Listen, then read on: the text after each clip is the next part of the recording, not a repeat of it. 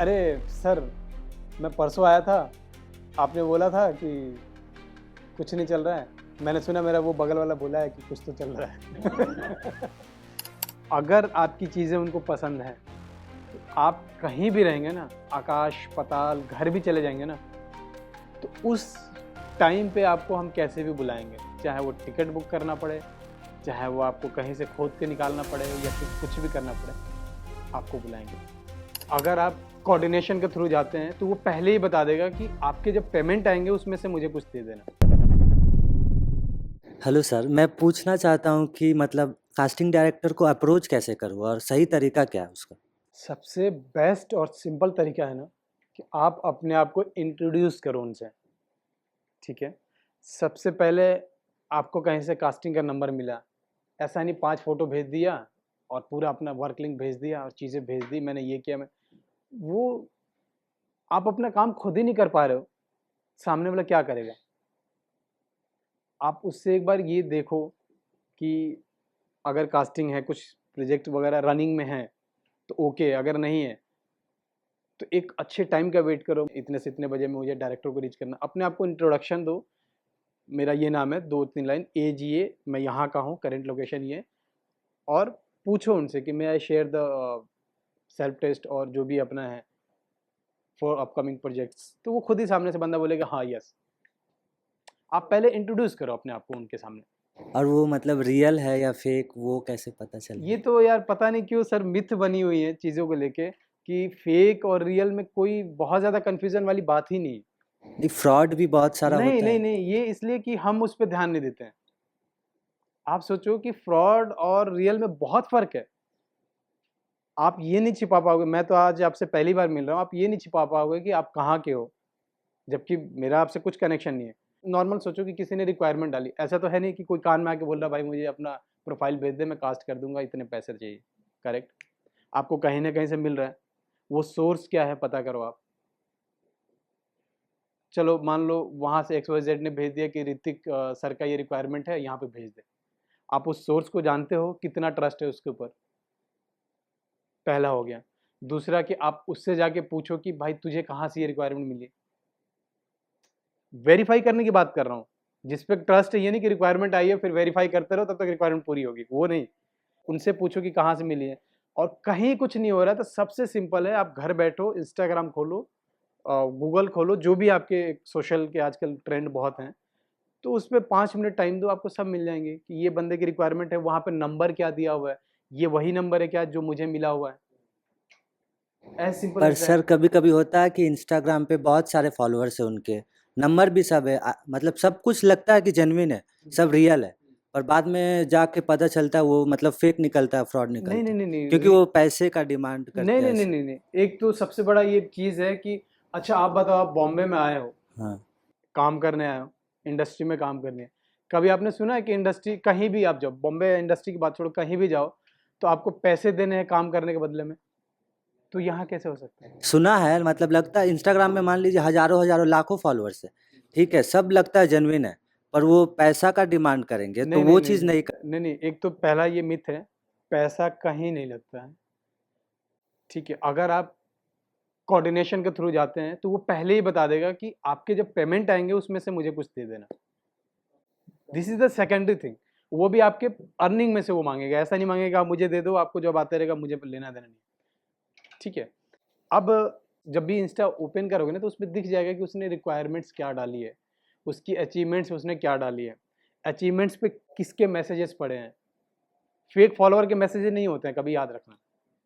Comment नहीं रहता है कि वाह वाह, ये समझ रहे हो आप? थोड़ा सा और नीचे में चले जाओ, जिस बंदे ने कमेंट किया है उसके इंस्टा पे जाओ, नंबर निकालो या फिर टेक्स्ट कर दो कि सर आई एम फ्रेशर और मुझे ये ऐसे ऐसे रिक्वायरमेंट है, is this true, is this okay, clear हो जाएगा।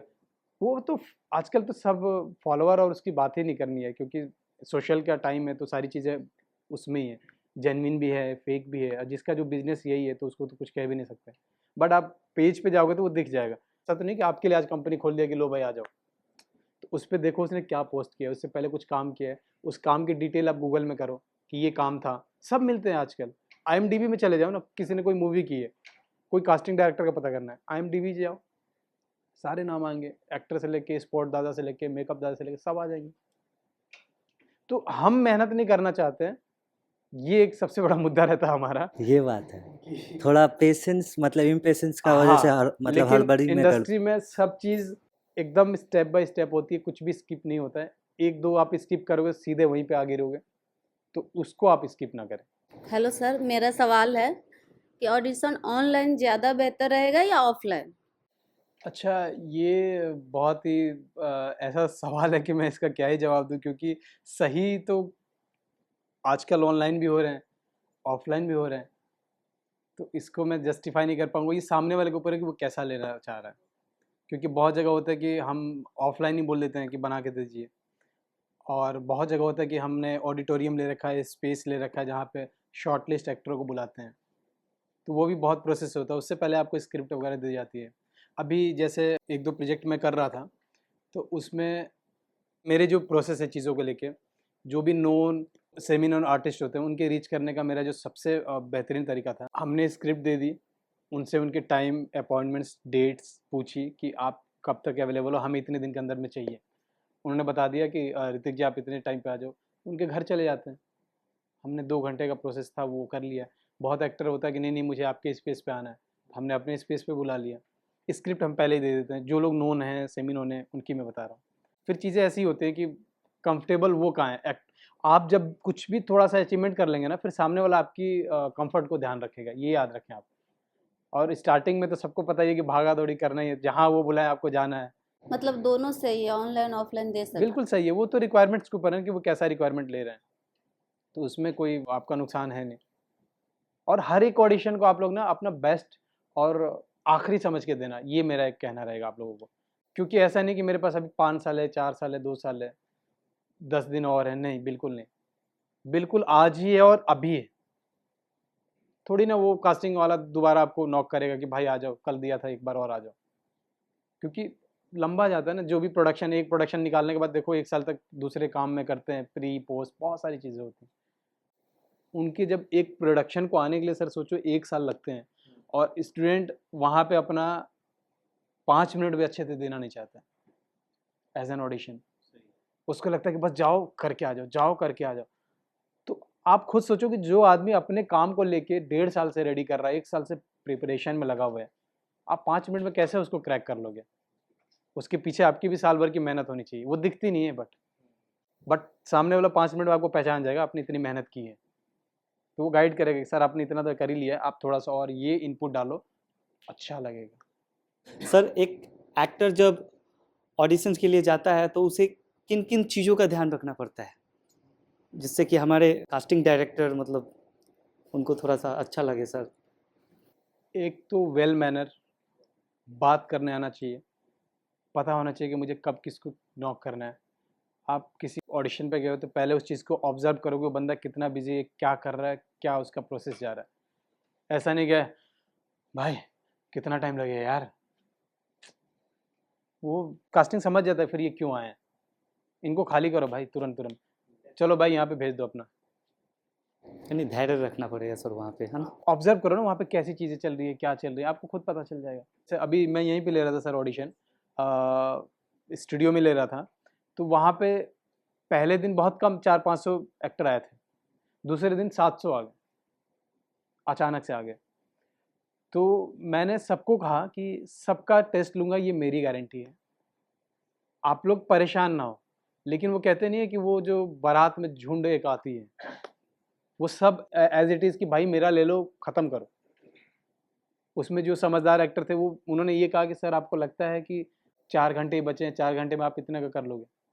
मैंने कहा बिल्कुल मैं कर लूँगा, आपका कोऑपरेशन चाहिए बस। आप लोग कोऑपरेट करें, देखिए कितनी स्मूथ चीज़ें निकलती हैं। अभी आप लोगों को इंट्रोड्यूस करने में कितना टाइम लगा मुझे, और ये मैं कोई भी सेशन में ऐसी चीज़ें होती नहीं है सर कि आप पर्सनली सब बोलते हैं। मैंने ये इसलिए किया क्योंकि ये हमारे नेचर में आ गया एज़ कास्टिंग कि यार एक बार सुन तो लें, क्या पता कल को कहीं फ़ोटोज़ दिख जाए, कल को कहीं कुछ दिख जाए, तो नाम नहीं भी याद हो तो फ़ोटो तो याद हो, फ़ोटो ना हो नाम तो हो, कुछ नहीं याद हो तो लेट्स एक्ट, तो अपने माइंड में ऐसे ही है कि भाई चलो इधर से ही है अपना। तो अपने आप को कैरी करो। अब उस दिन वो क्या हुआ कि बहुत सारे एक्टर वो चले गए। कुछ एक्टर जो थे नहीं नहीं सर मेरा ले लो, ऐसा कैसे चलेगा, मैं तो आपने 2 बजे बोला था, मैं 3 बज गया, मैं नहीं कर सकता ये वो। मैंने कहा आओ भाई, बोर्ड स्लेट पकड़ा है, बाहर में फ़ोटो खींच के इंट्रो दो, गए। आपके पास टाइम नहीं तो मेरे पास भी उतना टाइम नहीं है। और जो वही अच्छे थे, मैंने प्रॉपर उनको 15 मिनट 20 मिनट गाइड किया, कैरेक्टर ब्रीफ दिया, सारी चीज़ें की। तो हमने भी सर स्मार्टली अब एक्टर के लिए भी अपना सेग्रीगेशन कर रखा है कि जो एक्टर जैसा फिर आओ वैसे ही करते हैं, क्योंकि अब उनकी ट्रेनिंग ही नहीं पूरी है, उनकी चीज़ें नहीं पूरी है, तो वो चीज़ें दिखती है, तो क्यों हम अपना टाइम वेस्ट करें, ये फैक्ट है। दूसरा क्वेश्चन ये था सर कि हम ऑडिशन में मतलब बार बार ऑडिशन देते हैं बट रिस्पॉन्स नहीं आता है, ठीक, तो उस चीज़ को कैसे देखें, यानी मतलब थोड़ा सा परेशान हो जाते हैं हम लोग, तो उस चीज़ को मतलब कैसे हम लोग को मतलब डील करना चाहिए, ये थोड़ा सा जानना चाहता हूँ सर। देखिए ये ऑलमोस्ट सारे एक्टरों के मन में ये सवाल होगा, ये बहुत ही अच्छा अभी तक का मुझे लग रहा है सवालों में से एक सवाल है कि हम परेशान हो जाते हैं, इसको हम डील कैसे करें। तो सबसे सिंपल चीज़ है कि आपने अपना काम कर दिया, आप उस चीज़ को भूल जाएं। अगर आपकी चीज़ें उनको पसंद हैं तो आप कहीं भी रहेंगे ना, आकाश पाताल घर भी चले जाएंगे ना, तो उस टाइम पे आपको हम कैसे भी बुलाएंगे, चाहे वो टिकट बुक करना पड़े, चाहे वो आपको कहीं से खोद के निकालना पड़े या फिर कुछ भी करना पड़े, आपको बुलाएंगे। ऑडिशन इंटरव्यू है, आपको लगता है कि 10 कंपनी में जाके इंटरव्यू देते हो, 10 कंपनी बुलाती है आपको, तो वहाँ तो आप बोर नहीं होते, परेशान नहीं होते, क्यों? ट्राई करते हो। यहाँ परेशान हो जाते हो क्योंकि हमारा माइंड ना जैसे हम रेडी करते हैं वो वैसे ही बन जाता है। हमें पता है कि भाई 12 बजे खाना खाना है, 12 बजते देखो भूख लग जाती है, 10 बजे सो जाना है, 10 बजते भैया कुछ काम नहीं करना, सो जाओ। तो हमने ये बना रखा है कि हमने यहाँ दिया यार, रिवर्ट क्यों नहीं कर रहे हैं, ट्राई क्यों नहीं कर रहे हैं। तो आप सोचो कि आपके जैसे अभी एक कल मैं रिक्वायरमेंट कर रहा था सर, ऐड थी हैवेल्स का मैं कर रहा था, अब उसमें से हमें 2 एक्टर चाहिए थे, अब आ गए कम से कम 1200-1300 ऐसी प्रोफाइल है। अब सोचो उसमें से मतलब सब तो वो गाली देंगे कि साला कैसा आदमी है। अब ये भी है कि मैं अगर रिक्वायरमेंट ना डालूँ तो लोगों तक रीच नहीं कर पाएंगे हम लोग, अगर डाल दूँ तो उसमें से 2 लोग ही हमें कैरी करने हैं।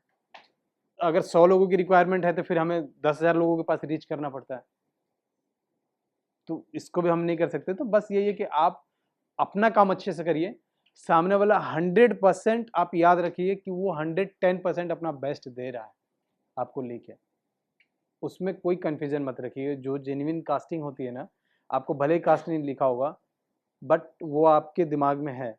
जब भी रिक्वायरमेंट आ रही है आप अपना क्या ही करना, आपने जो जो रिक्वायरमेंट है बनाया हुआ है, रिक्वायरमेंट देखिए आपने भेज दिया, दैट्स इट। उन्होंने सीन नहीं किया तो 1-2 बार आप क्वेश्चन मार्क कर दें, सर एनी रिवर्ट, वो भी एक तुरंत नहीं, कुछ दिन टाइम ले लें, क्योंकि वो हेक्टिक शेड्यूल रहता है, वो मिलता नहीं है टाइम, तो आप ले लीजिए, फिर आपको वो करेंगे। हम किसी कास्टिंग डायरेक्टर के पास बार बार जाके ये काउंटर पे पूछते हैं सर कुछ हो तो बताना, कुछ हो तो बताना, तो इससे सर ये क्या मतलब वो लोग इरिटेट हो जाते होंगे या नहीं बिल्कुल नहीं ना, ना ना, जा सकते हैं सर? हाँ हाँ, अब ऐसा भी नहीं करना है ऐसा सर ने बोल दिया, आज मैंने बोला कि भाई आज कुछ नहीं चल रहा, फिर शाम को आ गए आपने बोला था आप इरिटेट नहीं होते हैं